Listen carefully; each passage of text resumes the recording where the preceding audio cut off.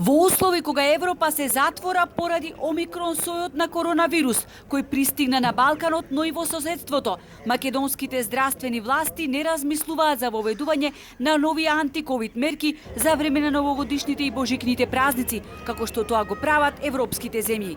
За сега не. Прилично е стабилна епидемиолошката состојба. Имаме континуирано намалување на бројот на новодиагностицирани случаи и во втората анализа проверка на дел од примероците на диагностицирани случаи не се најде ни Делта плюс сојот.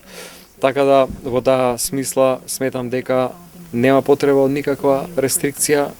Иако празнично посебно туристичките центри ќе се наполнат со гости од опкружувањето, но и странци, Филипче вели дека се подиспразнале болничките капацитети на некои оддели во држава, надевајќи се, како што рече, дека нема да има влошување и појава на некоја нова варијација на вирусот.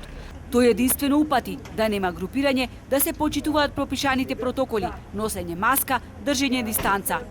Министерот во заминување проговори и за актуелните измени на Законот за здравствена заштита. Дали истите ќе донесат или не приватизација на итната медицинска помош.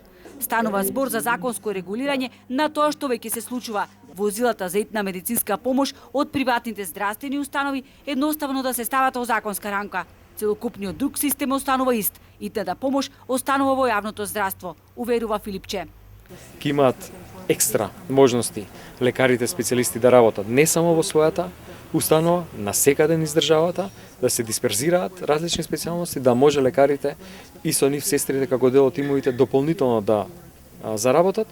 Со измена на Законот за здравствена заштита се овозможува било кој лекар од било која државна или приватна здравствена установа да може да дежура со цел да се овозможи во еден дел од денот потребната служба, рече Филипче при денешната посета на болницата Свети Еразмо, каде со странска донација се обезбеди медицинска опрема.